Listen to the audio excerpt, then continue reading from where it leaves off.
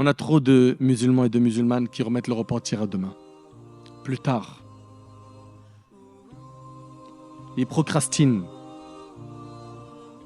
J'ai encore le temps. C'est vrai, ce que je fais, c'est pas bien. Je sais. Mais, Inch'Allah, un jour. Mais qui dit que ce jour, tu vas l'atteindre? Ça se trouve, tu vas mourir avant de te repentir. Qu'est-ce que tu vas dire à Allah? Quand il va te questionner, que vas-tu lui répondre? T'avais peur du regard des gens plus que celui d'Allah?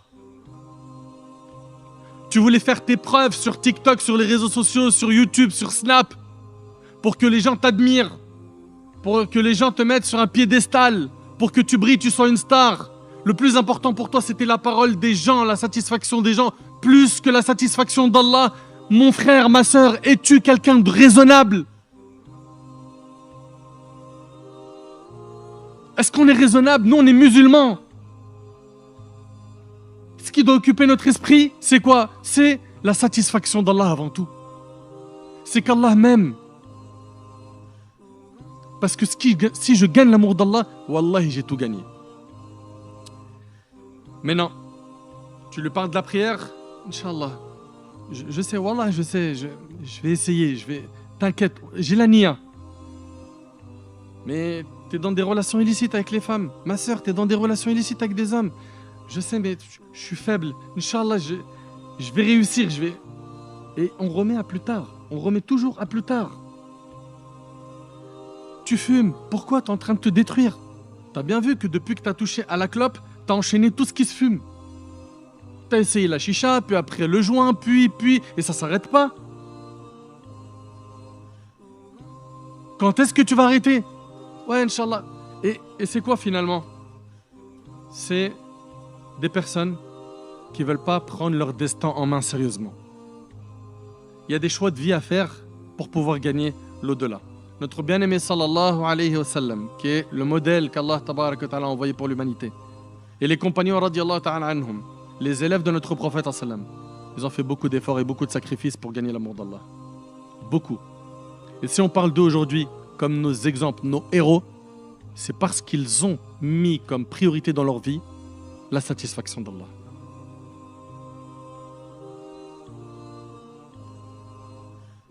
Et l'autre qui dit, t'inquiète, je vais commencer à sortir ma zakat, Inch'Allah, bientôt. Mais ça fait des années que tu gagnes beaucoup d'argent. T'as jamais sorti la zakat, tu sais même pas comment la calculer. N'est-ce pas une honte? Le hajj, pour plus tard, t'inquiète, Inch'Allah. Mais t'as les moyens. T'es parti partout dans le globe. T'es parti en Thaïlande, Bali, aux États-Unis, t'es parti à Dubaï, t'es parti là, t'as investi, t'as des murs partout, des terrains, et tu veux toujours pas faire le hajj. Pourquoi? Non, parce qu'en fait, si je le fais et que je reviens, ça se trouve, je vais faire des péchés. Vous savez comment le diable il piège les gens? Qui a dit que lorsqu'on va au hajj, on est obligé de revenir comme un ange? Bien évidemment, il faut qu'il y ait un avant et après hajj, mais tu resteras un être humain qui fera des péchés. Et qui va demander pardon à Allah, sincèrement, et Allah il te pardonnera. Toi qui es tombé dans les ténèbres des péchés, toi qui as un attachement fou au péché, toi qui as été injuste envers ton Seigneur, toi qui as commis des tonnes de péchés, abandonne ce monde mauvais pour Allah subhanahu wa ta'ala et fais-le pendant qu'il en a encore temps. Et wallahi l'azim mes frères, wa rabbil Kaaba, que personne parmi nous n'a une garantie ou la garantie de vivre longtemps. On peut mourir à n'importe quel moment. La mort ne prévient pas.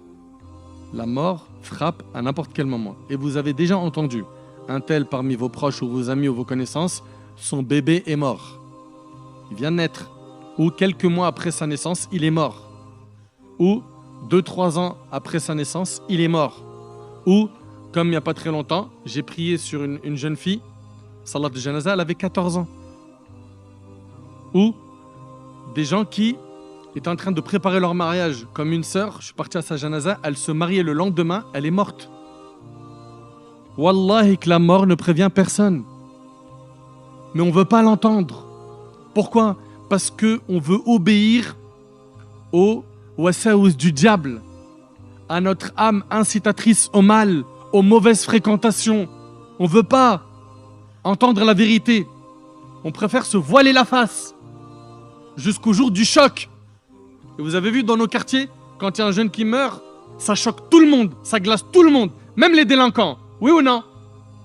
Mais que ça te choque à l'instant T, on va dire que, encore heureux, t'es humain, c'est normal. Mais où est-ce qu'elles sont les prises de conscience? Pourquoi tu te dis pas, ça se trouve, ça sera moi? Qui t'a garanti que tu allais vivre longtemps? Qui t'a garanti que tu allais vivre jusqu'à avoir tes 40-50 ans que tu as dans la tête, hein, puis je ferai le hajj, puis je serai marié, puis une fois que ça y est, j'arrête le haram. Nous sommes tous des janazas en salle d'attente. Vous entendez? Nous sommes tous et toutes des janazas en salle d'attente. À n'importe quel moment, on va partir. Et c'est pour cela que nous, en tant que musulmans, on a une croyance. On croit au jour du jugement dernier. On croit au paradis et à l'enfer. On croit aux délices et aux supplices, les châtiments qui attendent certains Yawm al-Qiyamah. Pourquoi, mes frères, pourquoi mes sœurs, autant d'insouciance?